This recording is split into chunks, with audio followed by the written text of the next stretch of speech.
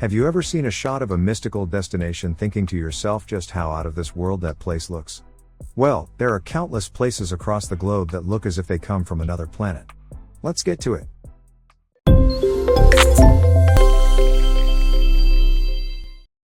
Göbekli Tepe. At around 12,000 years old, Göbekli Tepe in southeast Turkey has been billed as the world's oldest temple. It is many millennia older than Stonehenge or Egypt's Great Pyramids, built in the pre-pottery Neolithic period before writing or the wheel.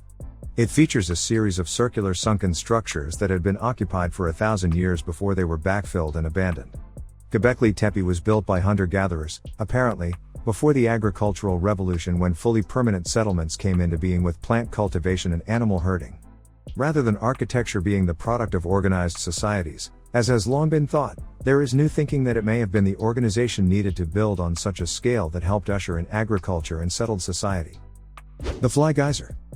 Fly Geyser is a colorful geyser located on Fly Ranch in northern Nevada. This 6-foot-tall geyser is a sight to behold and will leave you in awe.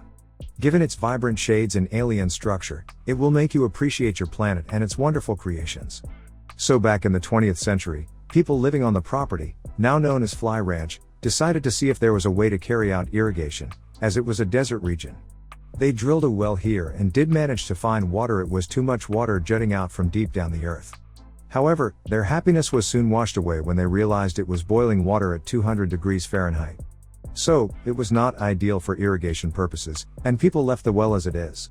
Meanwhile, hot water continued coming out of the well for several decades, which resulted in calcium carbonate deposits. This whole deposit gradually took the form of a cone, which we can see now. Fly Geyser, which is 12 feet high and 12 feet wide, now is a part of the Hualapai geothermal flats. The reason behind its multicolored appearance is thermophilic algae growing on the calcium carbide. The algae build in hot and moist conditions only. Fly Geyser might not be the world's most popular natural wonder, but it's still worth visiting. Lake Karachay. Welcome to beautiful Lake Karachay, a Russian lake so tainted by nearby nuclear facilities that it's considered the most polluted place on the planet. In 1990, just standing on the shore for an hour would give you a radiation dose of 600 Roentgen, more than enough to kill you. On the plus side, the lakefront property is probably really cheap. You can't blame Lake Karachay for acting up, it comes from a rough area. The lake is located within the Mayak Production Association, one of the largest and leakiest nuclear facilities in Russia. The Russian government kept Mayak entirely secret until 1990, and it spent that period of invisibility mainly having nuclear meltdowns and dumping waste into the river. By the time Mayak's existence was officially acknowledged, there had been a 21% increase in cancer incidence, a 25% increase in birth defects, and a 41% increase in leukemia in the surrounding region of Chelyabinsk. The Teka River, which provided water to nearby villages, was so contaminated that up to 65% of locals fell ill with radiation sickness, which the doctors termed special disease, because as long as the facility was secret, they weren't allowed to mention radiation in their diagnoses. Lake Karachay is now full of concrete that's intended to keep radioactive sediment away from shore.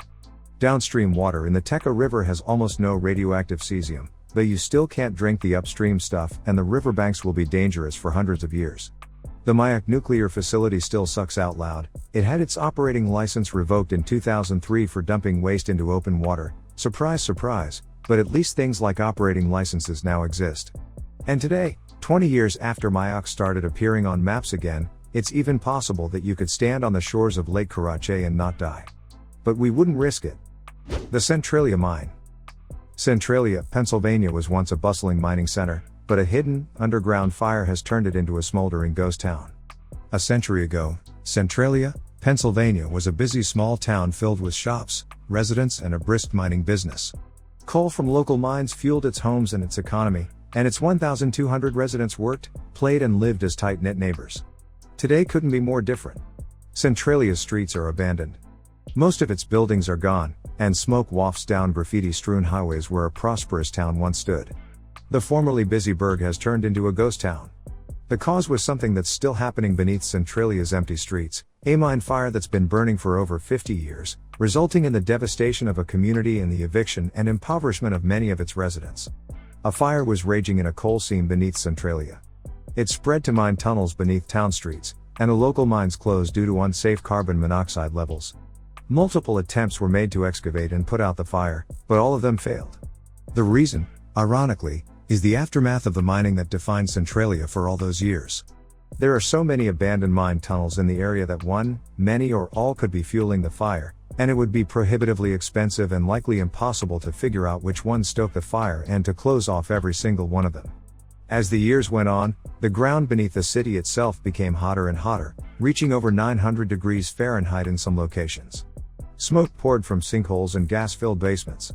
Residents started to report health problems and homes began to tilt. By then, it was too late for Centralia. Rather than put out the fire, Congress decided to buy out its residents, paying them to move.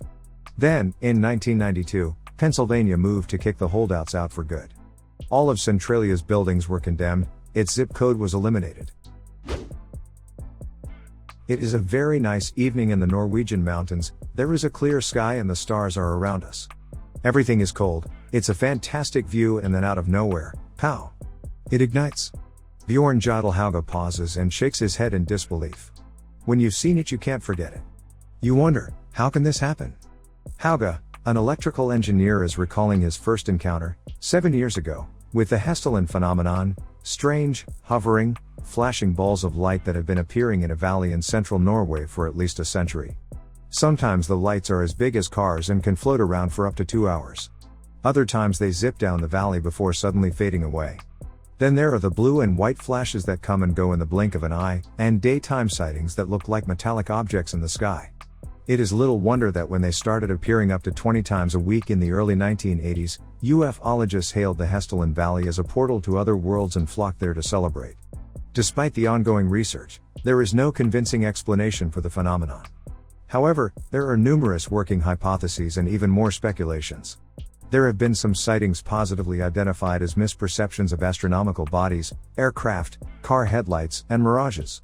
One possible explanation attributes the phenomenon to an incompletely understood combustion involving hydrogen, oxygen, and sodium, which occurs in Hessdalen because of the large deposits of scandium there.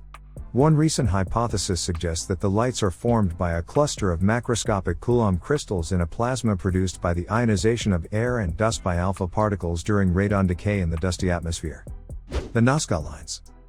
In the 1920s, when people first flew across southern Peru, they made an astonishing discovery.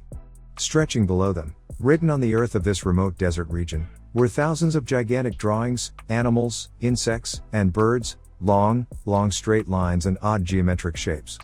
In the far southwestern corner of Peru, 400 kilometers, 250 miles, from the capital, Lima, is a high plateau called the Nazca Pampa.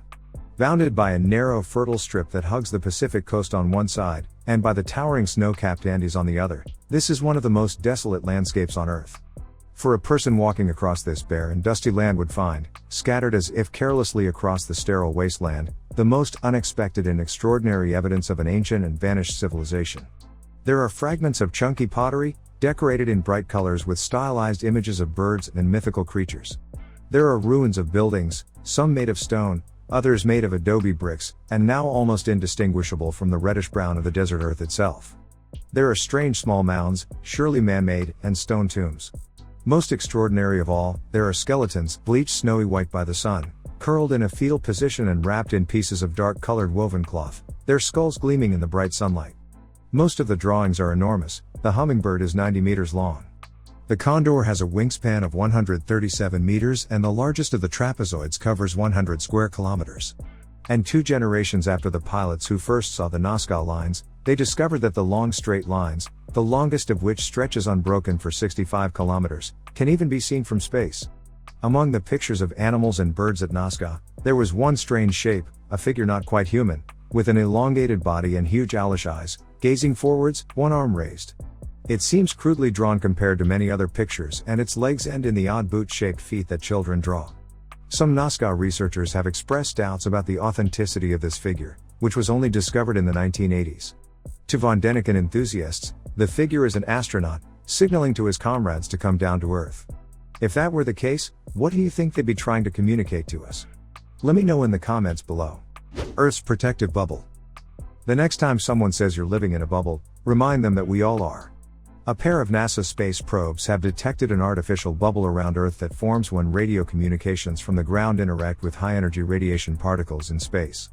The bubble forms a protective barrier around Earth, shielding the planet from potentially dangerous space weather, like solar flares and other ejections from the sun. Earth already has its protective bubble, a magnetosphere stretched by powerful solar winds. The artificial bubble that NASA found is an accident, an unintended result of the interplay between human technology and nature. When humans want to communicate with submarines near the surface of the ocean, they use a type of radio communication known as very low frequency waves, or VLF, transmitted from stations on the ground. Some of the waves can stretch out into Earth's atmosphere and beyond, where they affect the movement of the radiation particles bouncing around in the region. Sometimes, the interaction between VLF and these particles creates a barrier that can be seen by spacecraft orbiting the planet. Which of these amazed you the most? Let us know in the comments. Thanks for watching.